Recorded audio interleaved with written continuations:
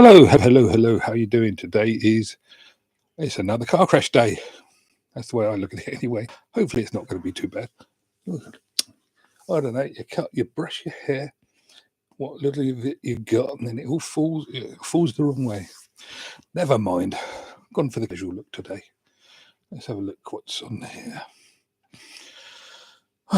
Right, okay, so today is, I don't know, it's going live again. And I've actually prepared for this one, which is, it's not like me. It's only talking to millions of people potentially, and probably two in actual fact, but never mind. Got to start somewhere. If you're one of those two, or one, or any, thank you very much. Actually, I do appreciate the people who've been watching on the replays, because it's important, and I am trying to do something, and I'm trying to do something well, but without feedback from you guys, and just not being there isn't feedback, because I don't know if you knew to be there.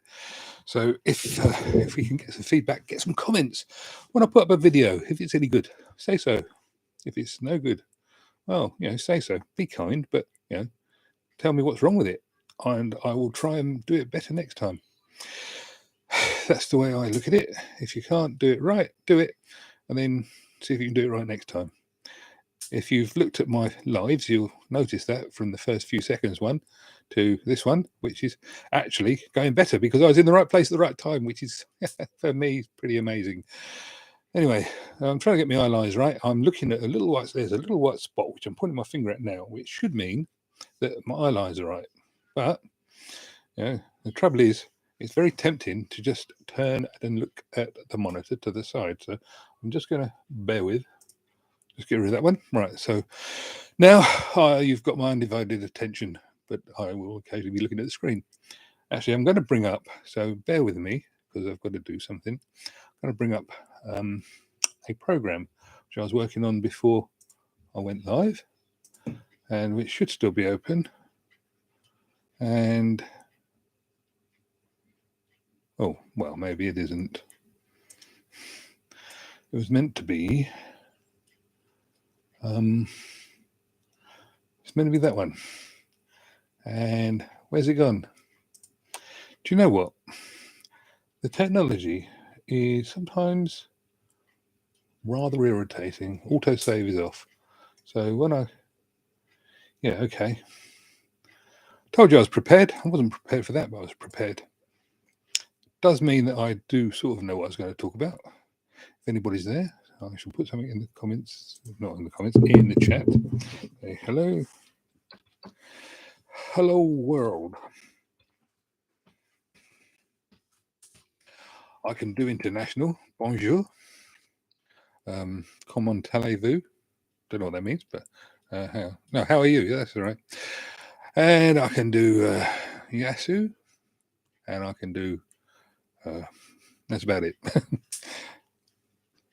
Languages was not my specific forte. I did actually learn French, but that's another story. And I say I learned it. I went to the French lessons, but they weren't the most successful ever. Not because of me, I might add, but because, well, the first teacher had a nervous breakdown, and the second teacher was so scared that she was going to have a nervous breakdown, she didn't turn up very often. And then we went on to exams, and that was it. So, au revoir, French lessons. But did used to go to France a lot, which was quite interesting because in the days I used to do it, TV in France was, well, they actually had HD before we did, which is a little known fact. They had 800 lines of TV when we only had 625. In fact, I think they had it when we only had 405. That's 405 lines, black and white TV back in the 60s and 50s. So they had 800 lines in some time, but because it was France, we didn't learn that at college. What did we also have? Well, we had PAL, they had CCAM, and the differences are quite immense, but the pictures are similar when you actually see them. And an interesting fact, if you may not know this, but most French CCAM TV studios and production facilities used to process in PAL and then output CCAM, because the way CCAM works is very clever, and it's better than PAL in actual fact. But when you're trying to mix signals, they don't work. But with PAL and presumably NTSC, you can actually mix signals quite easily compared to CCAM anyway. And then when you actually output it, so they used to do PAL mixing and then output in CCAM, transmit in CCAM. And of course, being in Britain used to be great fun when you had the high pressure lifts and you'd get tropospheric propagation. Or to those people who don't know what that is, that's when, if you're listening to the radio, you get what's called a lift. So for the States, it'd be when you're here in Canada, when you're in California. That's about as far as my American geography goes, but I know it's a long way away. And we used to get French, Belgian. See, I live and always have done on the left-hand side if you look at the map of London. So quite a long way from the coast. But we used to get the French TV channels and the Belgian TV channels, and occasionally the Dutch TV channels used to come in and swamp, as in interfere with our channels. And because they were on similar frequencies, you'd actually get the pictures overlaying each other, not in colour, but you'd actually get the colour with the UK stuff would be wiped out, and you'd get this flashing, pulsing image, mostly blanking pulses. So you get the lines across and running pictures in black and white from the Belgians and things. It used to be just part of the thing. Used to also, when I was a kid, we used to have power supply problems in the UK. Apparently we still do. We used to have the lights used to go dim at night, and so the 240 volts would drop down to 220, which was okay-ish, then go down to a bit lower, and the pictures on the TVs used to shrink and come in, and then they'd start rolling, sort of around about, I don't know, 6:30, 7 o'clock at night, when everybody was cooking their dinner.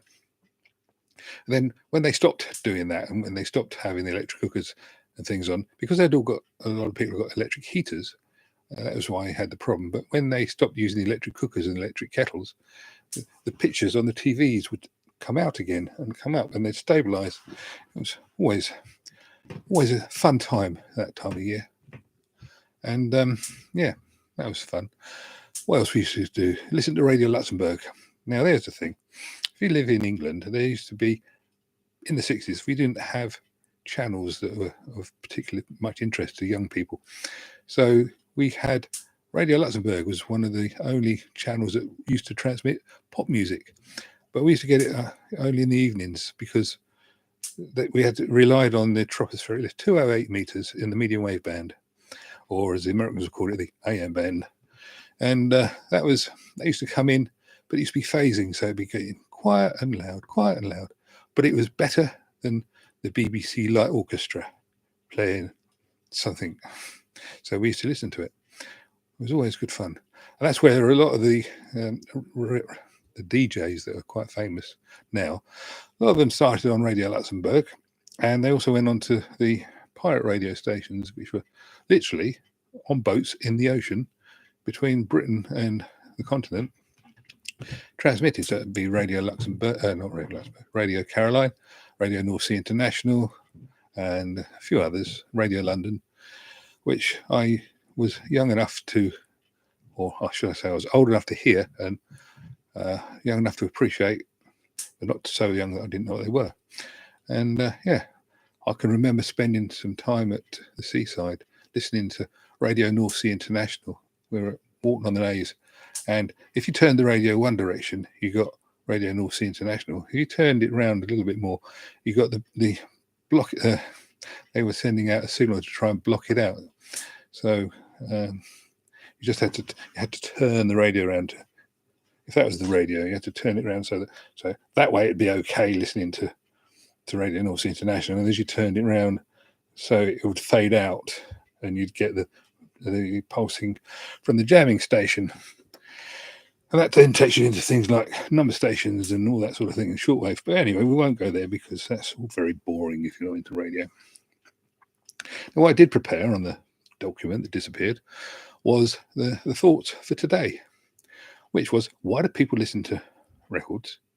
and cassette decks and things, which was the same title as last week. However, what I did want to do was put on the thoughts that I've been watching the various Facebooks this week again, as I normally do, and trying to contribute in a helpful way when appropriate. And one of the questions that came up during the week, just like that, was why or how do you set record levels on a cassette deck? And I thought that's a very simple question. I wonder why the person's asking it, but it turns out they've only just started. But it still makes me wonder why people ask it, because if you look at a VU meter or a VU display, you've normally got yellow or green, and then you've got red or orange, something that definitely indicates you shouldn't be there. And that's around about what they would describe as 0 VU. And VU, of course, stands for volume unit. But at 0 VU, it would sound to me like you're asking for trouble if you go above it, using common sense. However, what a lot of people do is they will play tape. No, sorry, they will record a tape, and they will try and get the maximum amount of signal on the tape, which is fair enough. And if you've got a really good deck, this leads me into another subject which I wrote. If you've got a really good deck, you've actually got the ability to fine tune your tapes, as in, if you've got a 3-head deck with monitor facilities, and not all 3-head decks had monitor facilities, but most of them did. If you've got a 3-head deck, you can feed the signal in, you can wind it up, and you can then listen to what the playback will be like, or is like, as you're doing it, which is great. And that means that you can turn it up until it distorts, then back it off. 2 or 3 problems with that, though. How do I put it? If you've started recording it and you then fiddle with it, you've got to go back and start again. So it's actually not necessarily, it's not a deal breaker as far as I'm concerned, because a 2-head deck, you just record it, you set the levels, you start recording it, and you think, oh, I wonder if that's okay. So you stop it, you rewind it, and you play it back. If it sounds okay, it's okay. And if it doesn't sound okay, guess what? It's not okay. However, with a 3-head deck, what you've got to do is you can start playing it, and you can twiddle the knobs, and you can get the levels right, and then you have to stop it, rewind it, and start again. So you haven't actually saved very much, because otherwise you're going to have a recording which is not very good at the beginning. Where you have one, of course, is that you've been able to optimize the high signal levels to match the tape, where you can actually monitor it actively. But where most people go wrong with that, and this is a thing that people don't remember, is that the EQ in that, when they're playing it through their amplifier, they're monitoring it through their amplifier, they've got their bass and treble set the way they like it, which is okay. But it means they're not listening to a flat recording. And that means they're not actually hearing what's happening on the tape. They're hearing what's happening when they play back the tape, which is not quite the same thing. So if you're going to use a 3-head deck and you're going to set up your levels on the fly, so to speak, you need to use a headphone into the actual deck itself, because that way you'll get a flat response, because they won't have tone controls on the headphone output, and you can actually hear what's happening. You can hear distortion and stuff, because believe you me, when you've sent it across the room, the distortion, it does not sound the same. Now, if you like the distortion, great. But in my opinion, for what it's worth, which is, it's free, so that's how much it's worth. But anyway, in my opinion, if you hear the source is good, then you know that whatever you're hearing is good. If you hear only the results, you're not actually sure what's going in. It's one of those sort of chicken and egg sort of problems. But you see, if your source is right, you can alter your playback amplifier and your EQ, otherwise known as tone controls. You can alter all that to make it sound the way you want it to, knowing that you've got a good original. But if you actually fiddle with the levels and that, and hear it on your amplifier, what you're hearing is the end result, not the original. So you don't know if you've got distortion in there. That was one of the reasons why I do my tape tests the way I do it, because when you actually see, the buff ting and whatever, you're actually seeing the results. and they are what the tape put out. I'm not modifying them. Somebody moaned the other week about my minus 20 dB levels being so low. Well, they're obviously low because they're 20 dB down on the zero. But I do that because I'm not going to alter the levels. When you compare one of my tape tests to one of my other tape tests, you can play it back and say, hey, that one's louder than that one, or whatever, because that's the way it came out, because I don't fiddle with the levels. Just a point. Now, for the guy who was asking the question on the Facebook page, I'd like to say this. If there's no other guide to go by, set your levels to about 0. If you've watched a couple of my videos on some of the chromium tapes, you'll realize that 0 is about as far as they're going to go. So if you've got a BASF or some of the other pure chromes, you're not going to be able to drive much more than 0 anyway. They just won't take it. But what happens is, with the BASFs, you actually get a reasonable, a smooth clipping, if that makes any sort of sense, which it doesn't. But anybody who's seen it will know what I mean. It rounds it off. It's not jagged. Whereas a lot of the other tapes, some of the TDKs and things like that, they will go and they will just clip. They will just distort. So I was trying to think which one was really bad. I think the Tudor was not particularly good. And certainly, if you listen to the Type 0 tape I've got on there, that's awful. But yeah, some of the tapes will actually drive quite nicely into plus dBs and will give you reasonable results. And some of them will start to actually clip just as you're around about the 0 dB. The Tudor was one of those. It's a bit brittle. It's underbiased on a standard deck, but when you're driving it at 0 dB, you're actually getting a lot of distortion. And that's why you should use headphones to monitor what your tape's playing back, because you can hear the distortion on the headphones. You can't hear it on the speakers necessarily. But what you will be disappointed with is when you get better speakers.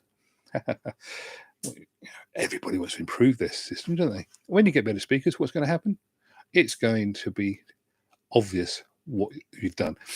Have you ever wondered why, when you've bought some, I mean, I've done this, I've bought some tapes and they've got music on them, and I started playing them back and I thought, oh, that's good. Yeah, it's sort of something like, I don't know, Stairway to Heaven on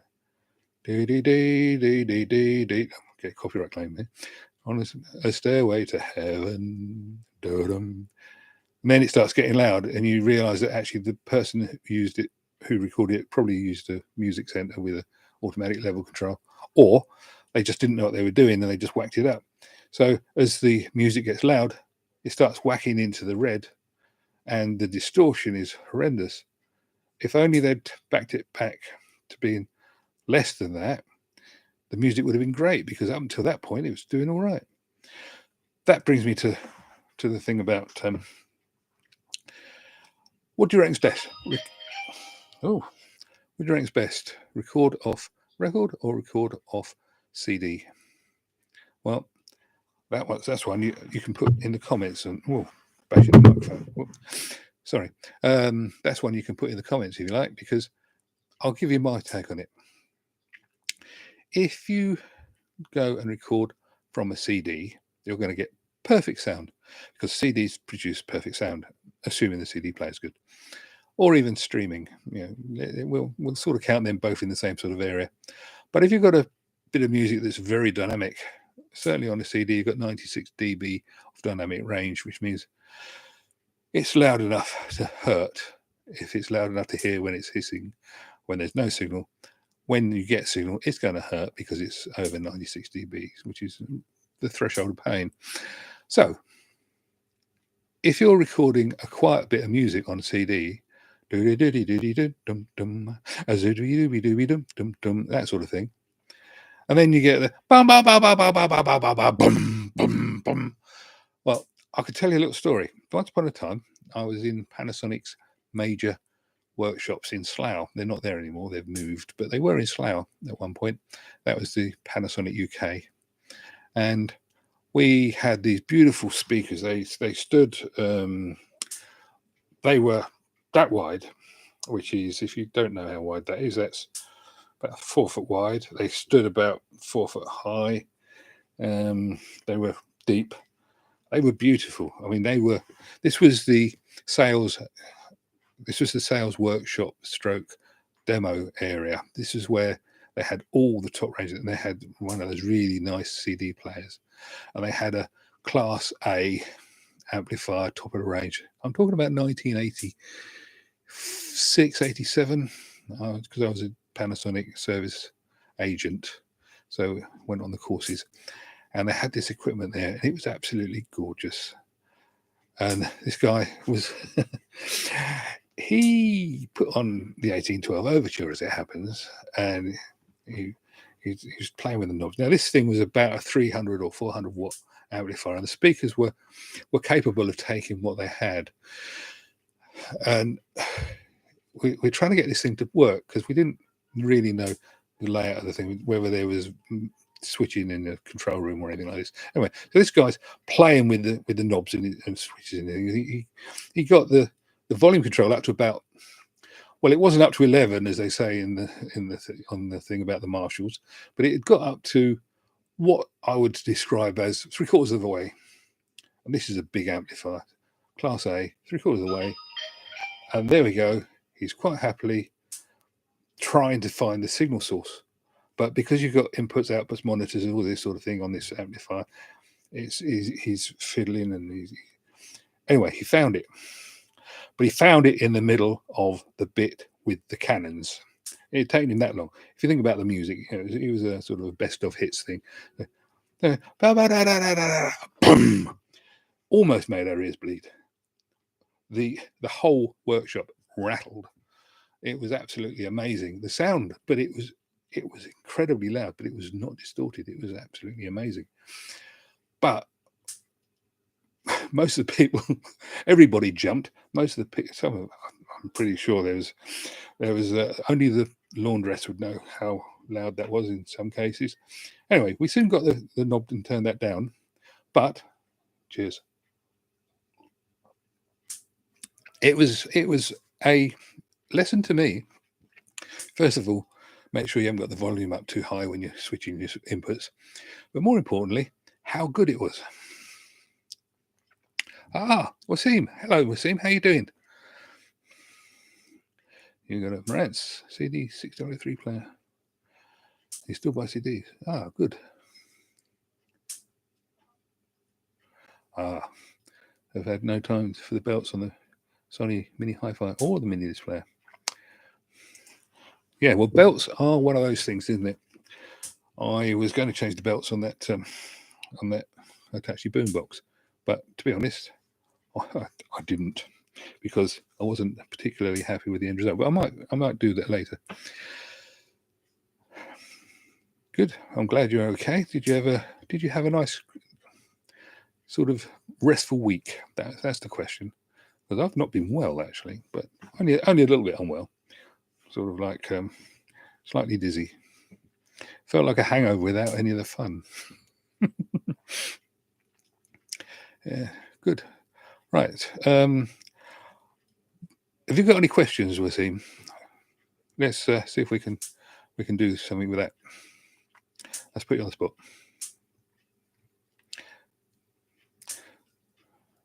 So you're back to work this week. Good.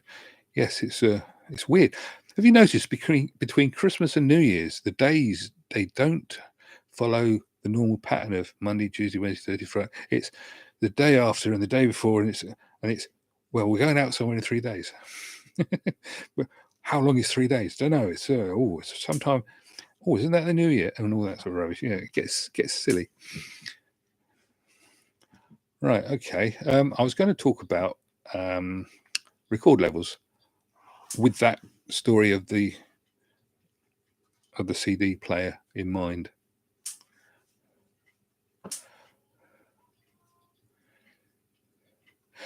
Is it relatively easy to fit belts in a 90s boombox? I will tell you, yes and no. Very much so. It depends on the player, and I'll tell you for why. If you watch my video on the doing of the Hitachi boombox and changing the pinch roller, you'll know that I say I don't like doing boomboxes. The reason being, you've got a very small box.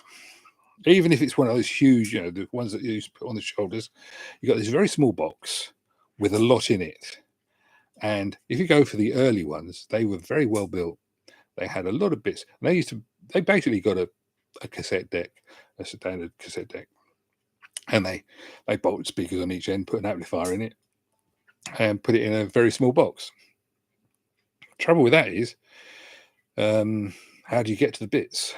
And the other thing about boomboxes is they don't tend to use plugs and sockets. They tend to use soldered connections. So you've got to unsolder things to get in. Now, if you Westlife's just done a video on the 90s cassette decks, and he was saying about how you had to unsolder the motor in order to be able to change the belts. Well, that's the sort of thing that they do on boomboxes, because they don't want plugs and things to come loose and rattle about. Oh, hello. How you doing? Don't apologize for being late. I'm just glad you're here. Yes, I was saying. So they because of the problem with the plugs falling off, they don't put plugs on, because you don't really want, and also corrosion. It's something that's going to be lugged around. You don't really want to have bits falling off. So no, I wouldn't say they're easy. However, if you were to compare it to something like a Nakamichi deck or the Sony I've got, the 47, whatever it is, 470, they can normally be easy. If they're the later ones, which have got the Tanishin decks in them, then they can be relatively easy because there's only 2 or 3 belts. But the problem is getting to the actual mechanism. And so, yes, that's it. Yeah. Any more questions? Michelle? No? Good. I'm glad you're okay. I was just saying I was a little bit poorly this week, but nothing to worry about. I'll go on with what I was saying then. You might find it of interest. If you want to say anything, just put it up. What's your favourite Walkman? Sony. Having said that, I'll show you what I've got here. I only ever had one Walkman. Can't show you what I've got there because it's not there anymore. It's moved. I've got a Hitachi one somewhere. Was it now? No, I've got a Hitachi one somewhere. And they were lovely. I'll tell you a story about Walkmans. I can talk about anything. If you want to put a question up, or if you want to put a thing on, I'll talk about it. You said, so which Walkman did you have? Was that a Sony? Or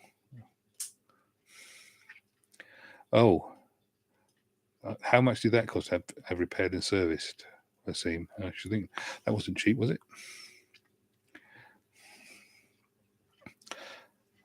You got a mini disc player.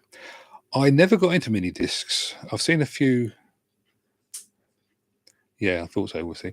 I've seen a few Techmoan videos about a mini disc, and I think even Recordology's done one, but I've never found one, and I always thought it was a good idea. But by the time being a married man at the time, and then it came out, I didn't actually have the money to go out and buy one.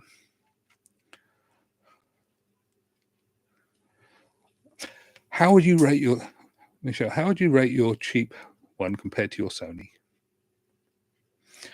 I found that the cheap ones were really not that good. Not a lot different to what they are now, actually, if you buy them from Amazon.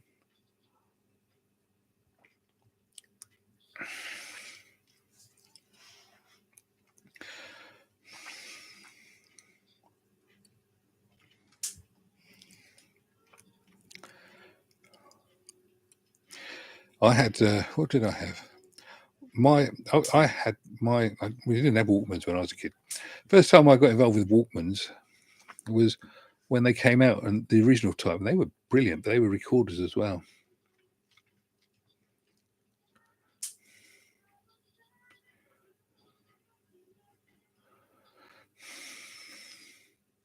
Oh, you got a Sony when you were 8. Yes. Did you ever see those ones they had? Sony were really clever. They had My First Sony. Those were brilliant. They weren't particularly high quality, but you could throw them around the room and they produced the same results all the time. A bit like the Fisher Price ones.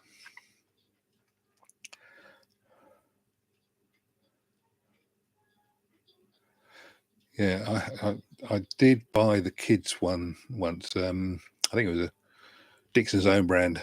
It lasted about 10 minutes. Wasn't very good at all. Of course, we all remember Dixon's, don't we?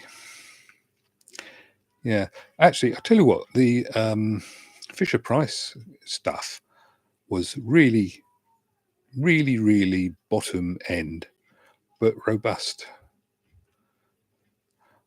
Always wanted a Fisher Price record player.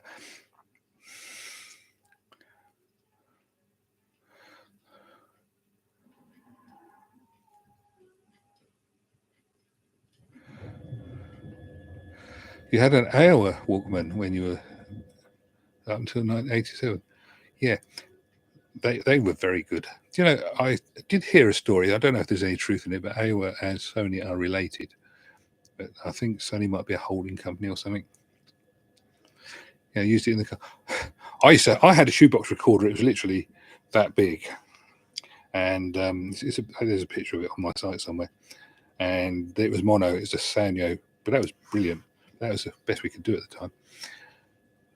The Walkman I had first anything to do with was the original one, and we were using it as a computer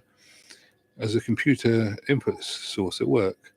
The headphones in those days had big lumps of foam on them, and they looked really, the really cheap ones you get now that really don't work very well. Put the original Sony ones that came with the original Walkmans, they were brilliant. You put them on, hadn't heard anything like it before.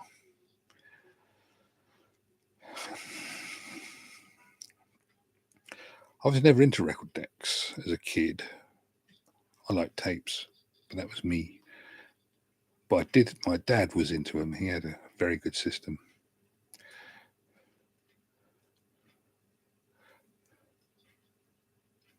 Oh, Michelle, which shoebox recorder did you have?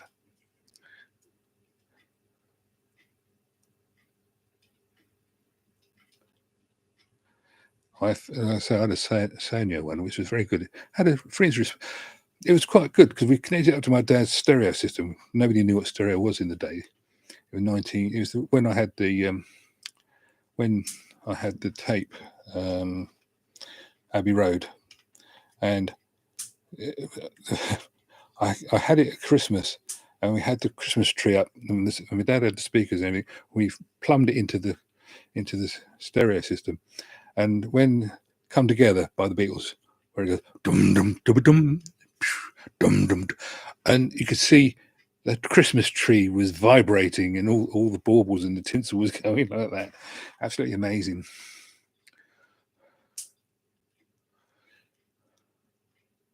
How's it from? Yeah, I think it was an Amstrad. Actually, Amstrad, they get a bad press, but actually they were very good value for money.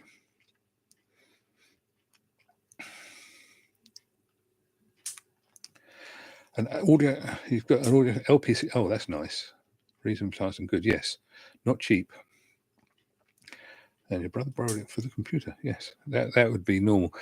Computer ones, people thought if you could use a good shoebox cassette for the computer, then the ones that came with the computer would be a good shoebox cassette. That wasn't necessarily true. So your brother was doing better by borrowing yours than the other way around. Do you remember all that? Did you have a computer? The old Sinclair and Commodore and that. I used to sell the tapes, the program tapes, games tapes. I had a shop in 1985, 86, and we used to have a man come around every week offering us all the different tapes, all the different games. And I can remember when mobile phones were first launched. I actually had the shop then, so that ties you to the date. It was quite a long time ago now, though, unfortunately. Was it 40 years ago, I suppose? Strange. It's really strange. Tell you what I've got here, which somebody might find of interest. You know, I've shown you this thing before. Boom, boom, boom, boom. It's the G-Tide R1. What do you think on this? I'm looking for an opinion here. We can go back to the computers in a minute. What do you reckon on that? It's a nice gold-coloured watch. I haven't even peeled the labels off it yet. But what do you reckon on that display there when it comes up? Can you see it? Right.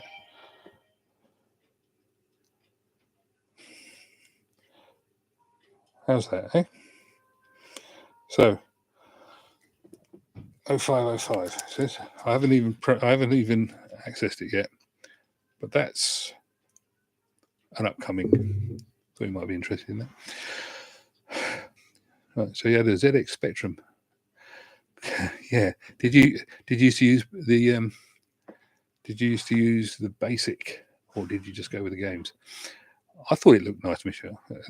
That's it's got a really nice. As it happens, it matches the one on my watch, but it's one of those nice goldy coloured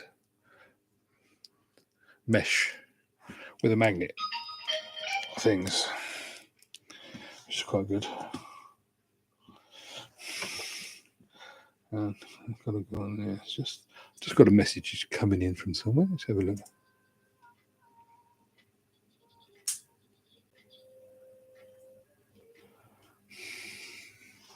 Yeah, it's one of those weird and wonderful things. Yeah, I had a Texas TI, TI 99.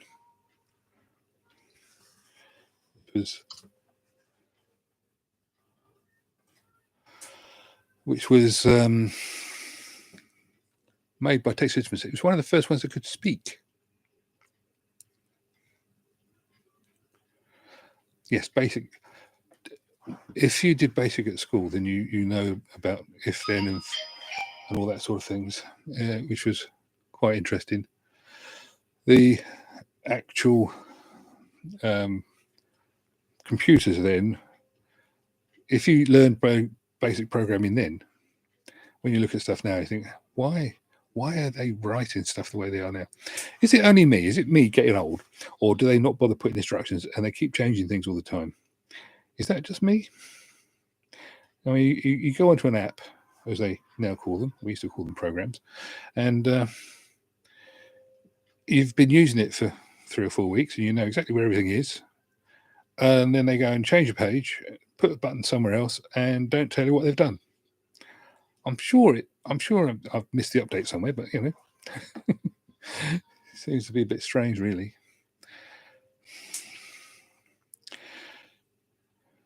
The other thing I was going to talk about, which I thought was actually quite important, and I'm going to do a video on it.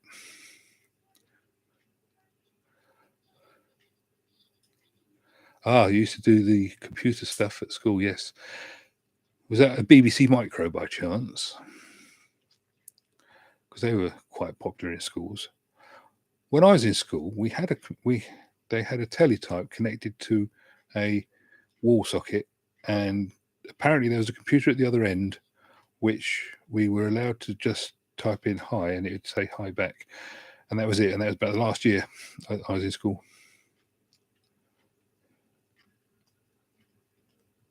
Oh yes, the BBC Micro. Yes, they were brilliant actually.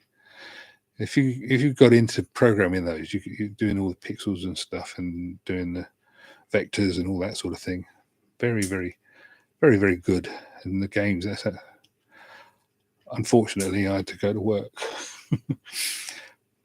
My dad's first computer he bought was a PC, and it was a PC. It was one of the AT series in 1984, 85. He bought it with his retirement golden handshake, and he paid £5,500 for it. Yes, that's £5,500 UK, and it wasn't as clever as a modern phone. No, exactly. It was a lot of money. The memory came with. He had 1 meg memory card. It was about the size of, well, it was a standard AT card, so it was about that wide, 10 inches, whatever. And it was 350 quid for 1 meg's memory. It came with 64K on board. And then you had to plug in, you had to buy all these extra memory things. And the first computer I ever had, PC, this will make you sweat. Amstrad 1510 PC. Bought it and so it came with twin discs, but I put in a hard drive. Had a hard drive put in. 20 megabyte hard drive. Any idea how much a 20 megabyte hard drive would cost?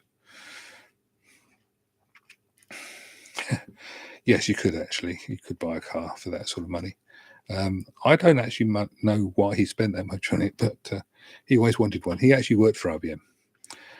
Yeah, the actual hard drive, good guess, 500 quid. No, it was actually £200 for a 20 megabyte hard drive. Bought it from a place in Watford. And it lasted, the hard drive lasted about 2 years, 3 years.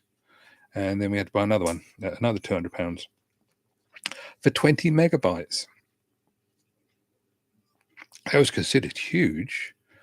And but you couldn't put a picture on it now. Yeah, that's what I thought.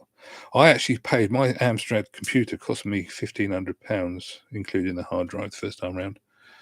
And that was a lot of money, I thought. And I've never spent as much. Well, I have. The computer I've got now costs the same money 35 years later. That's what I spent on that one then. In literal numbers, obviously, 1,500 quid isn't as much now as it was in those days. But yeah, absolutely astounding. This is this rule about things getting more powerful and all the rest of it. It was the state of the art, but I don't know how we afforded it. To be honest, I don't know how I afforded it. The sort of money, when I was looking at a thing the other day about video recorders. I spent more money than I should have done on video recorders in the 80s. I bought a video recorder for 700 quid. I bought one for £1,000. £1,000 for a thing that recorded video and is now obsolete. Yeah, it's just the way the cookie crumbles, I guess. Absolutely amazing. So when people say, "Oh, good old days," yeah, I've got a video camera in the living room, and it's lovely. Full 1080p, 5.1 surround sound recording, and a little plastic clip is broken so that the viewfinder doesn't work, and I can't find the battery charger. Betamax, yes, I started with one of those. Much better machines than VHSs, although not a lot of difference really.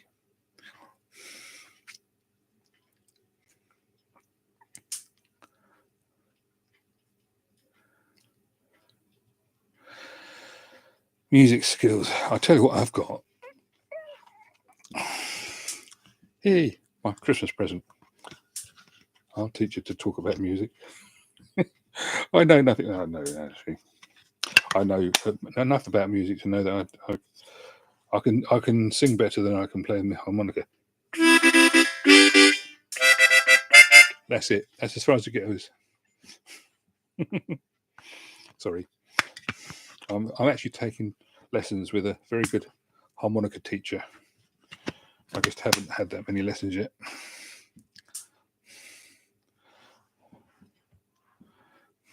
Yes, harmonica. That's a nice Fender. Not very expensive. It's about 15 quid, I think.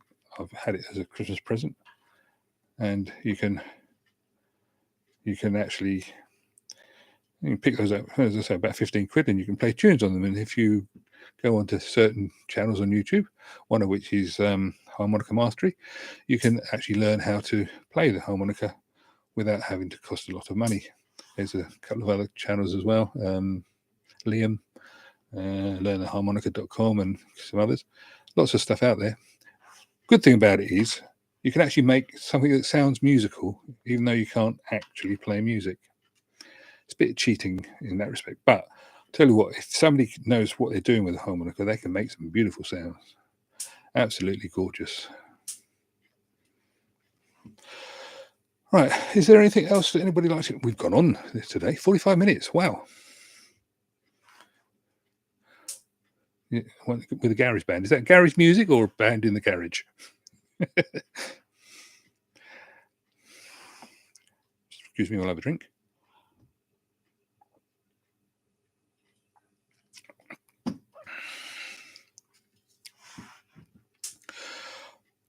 My favourite music, of course, would be the Beatles, followed by the Shadows. Ah, you play the ukulele. Lots of YouTube channels on ukulele lessons, yes. I like the ukulele. My daughter's got a ukulele, I think. Either that or the wife has, one or the other. There is some good software there. You can actually you can read music and put music in, and it'll play it, and you can play it, and it'll turn it into music, and all sorts of things like that. That's an interesting field. If anybody's got anything on that, I would say yet again, if there's any questions that anybody wants to ask on the replays, put it in the comments, and I shall try and get back to you. And, well, I'll definitely get back to you one way or another. But I think actually, at the expense of running longer than necessary. Oh, Strawberry Fields forever. Yes, absolutely. I remember the Beatles record that I remember the most was Yellow Submarine, because it was so totally different and so good, and actually, quite enjoyable. But that's a different story. Okay, Wasim and Michelle, anything else you'd like to ask before I wind this down? I was going to say something about charging laptops on beds. Don't do it, but I shall put up a short video on that, and I'll explain why in that. Can I just say thank you for both of you for coming along today? I appreciate it. And we've got 4, so there's 2 other people as well. And I do appreciate the fact that people have bothered to put their time in. I did prepare for this one. Unfortunately, I didn't actually manage to keep the document, but I did cover the bits I was going to cover, mostly. Really glad of your company, and I'm going to do it again next week. So if you can think of anything for next week, then let me know. Or if you think of anything, you can always send me a message, and I'll look into it, try and give you some proper answers. And for anybody else who's watching, thank you very much for coming in. If you'd like to do a like and subscribe and all of that sort of thing, I would appreciate it. Try and get the channel to grow. And in the meantime, yes, you shouldn't charge phones on the bed either. I shall go into that in the video as well. It's because some people do and some people don't. But something occurred to me the other day as I shouldn't do that. Anyway, I shall leave it there then. Thank you very much, Michelle. Thank you very much, Wasim.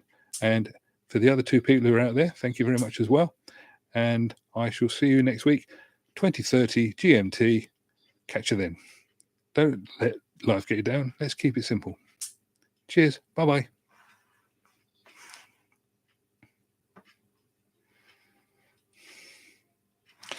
Bye-bye.